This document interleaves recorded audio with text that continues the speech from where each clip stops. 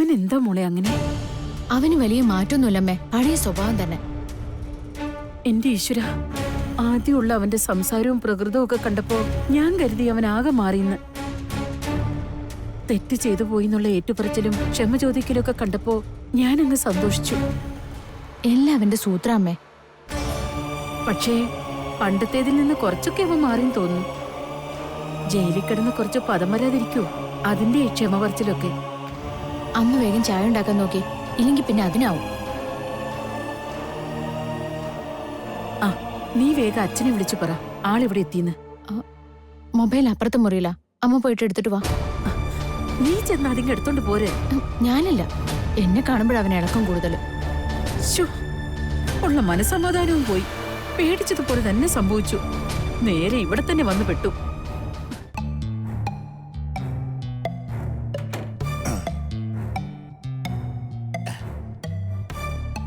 ഞാനിപ്പോ വന്നതേ വേറൊരു കാര്യത്തിനാ.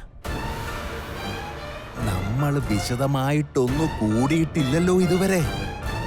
അങ്ങനെയൊക്കെയല്ലേ അടുപ്പമുണ്ടാകുന്നത്? അതിന് അടുപ്പത്തിന് ഇപ്പോഴും കുറവൊന്നുമില്ല അമ്മാവ. അങ്ങനെയല്ല, അടുപ്പത്തിന് ഒരു മുറുക്കം വരണമെങ്കിൽ ഇങ്ങനെ എന്തെങ്കിലും വേണ്ടേ? ആരും അറിയണ്ടെന്നേ. അയ്യോ അമ്മാവ, എനിക്കിതൊന്നും ശീലമില്ല. ശീലമാക്കണ്ടെന്നേ, വല്ലപ്പോഴും മതി. ശരീരത്തിനും നല്ലതാ, ക്ഷീണം മാറാനും ഒരു ഒരു ഒരു ഒരു ഒരു ഓജസ്സിനുമൊക്കെ ഇവൻ സ്വയംവനാ. അമ്മാവ, ഞാൻ ഇതുവരെ മദ്യവെച്ചിട്ടില്ല. ഇനി കഴിച്ചിട്ടില്ലേ?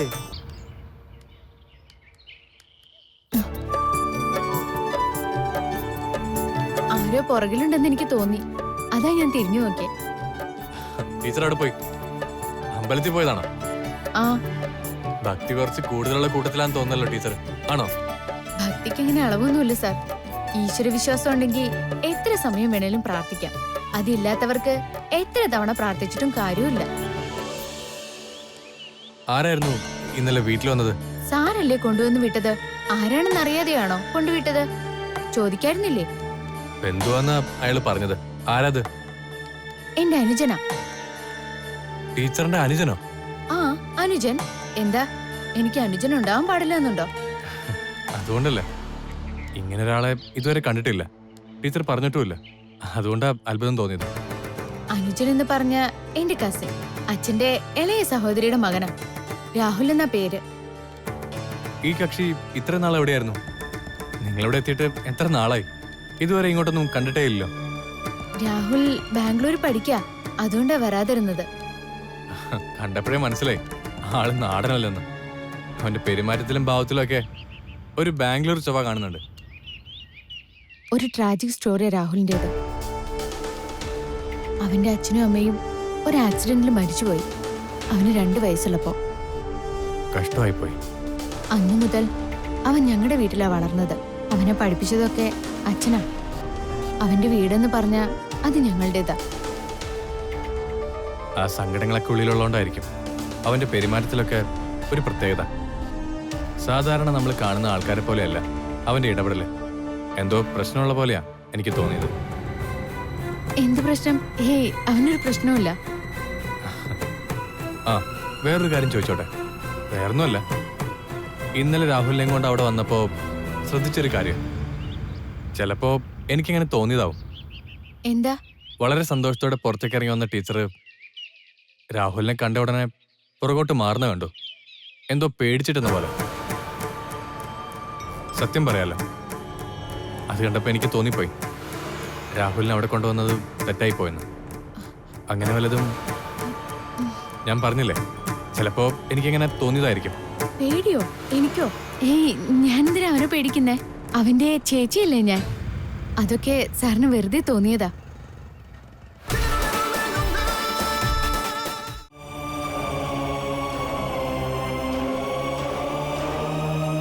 Nothing to worry. പൊട്ടലൊന്നുമില്ല. അടി കിട്ടിയപ്പോ ഉണ്ടായ യൂഷ്വൽ ഇഞ്ചുറി, അത്രയുള്ളൂ. അടി കിട്ടിയതല്ല ഡോക്ടർ, ഞാൻ വീണതാ. ആ, അങ്ങനെയൊക്കെയാ കേസ് ഷീറ്റിൽ എഴുതിയിരിക്കുന്നേ. ദേവന് താല്പര്യമില്ലെങ്കിൽ പിന്നെന്തിനാ പോലീസ് കേസൊക്കെ? പക്ഷേ ഒരു ഡോക്ടറോടും വക്കീലിനോടും നുണ പറയരുതെന്നുള്ള ആപ്തവാക്യം മറക്കണ്ട. മുറിവ് കണ്ടാൽ ഞങ്ങൾക്ക് മനസ്സിലാവും എന്താ സംഭവിച്ചതെന്ന്. അപ്പോ അടി കിട്ടിയതാണ് ഇതൊക്കെ? ആ, ഇനി നിങ്ങളായിട്ട് ഉറക്കെ പറഞ്ഞ് മറ്റുള്ളവരെ അറിയിക്കണ്ട. പേടിക്കാനൊന്നുമില്ല ദേവൻ. മുറിവ് നിസാര. എന്നാലും ഇന്നൂടെ ഇവിടെ കിടക്ക്. ഒരു ഒബ്സർവേഷൻ അത്രയുള്ളൂ. വീട്ടിൽ പോയാലും ഡ്രസ് ചെയ്യാനും മറ്റും നാളെ ഇങ്ങോട്ട് വരണ്ടേ? അയ്യോ, ഞാൻ വീട്ടിൽ പോയിക്കണം ഡോക്ടർ. അതെന്താ, ഞങ്ങളൊക്കെ അത്ര ശല്യക്കാരാണോ ദേവൻ? ഒരു ദിവസം കൂടി ഇവിടെ കിടക്കുന്നേ. Continue usual medication. Okay madam. Okay Devan, take rest.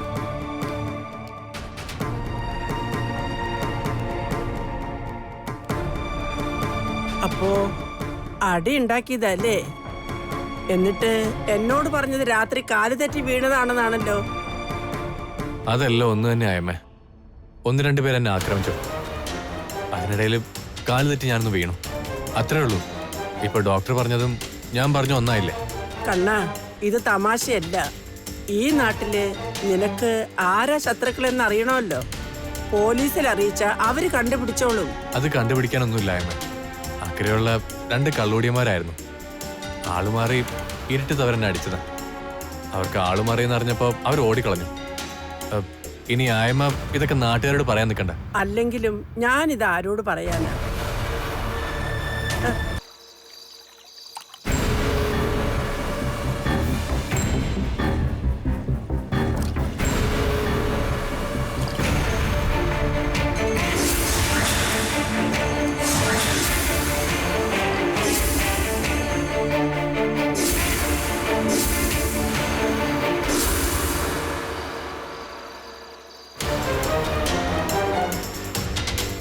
ടീച്ചർക്ക് എന്താ പറ്റിയായിരിക്കും?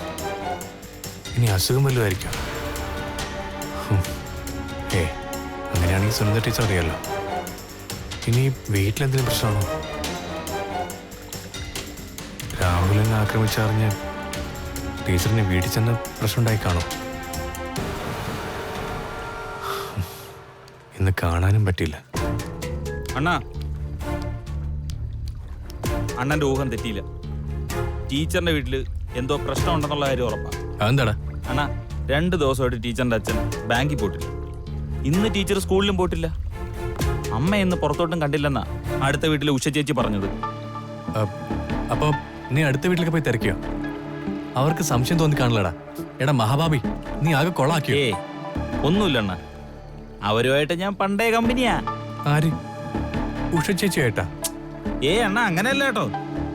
പണ്ട് എന്റെ വീട്ടിൽ പശു ഉണ്ടായിരുന്നപ്പോഴേ ഞാനാണ് അവിടെ പാല് കൊണ്ടു കൊടുത്തോണ്ടിരുന്നത്. ആ പഴയ ബന്ധത്തിന്റെ പുറത്ത് ചുമ്മാ അവിടെ കയറി കുറച്ചു നേരം വർത്താനം പറഞ്ഞു നിന്നു. അതിനിടയിൽ സൂത്രത്തിൽ അടുത്ത വീട്ടിലെ താമസക്കാരെ കുറിച്ചൊക്കെ ഒന്ന് തിരക്കി. അങ്ങനെ അറിഞ്ഞതാ.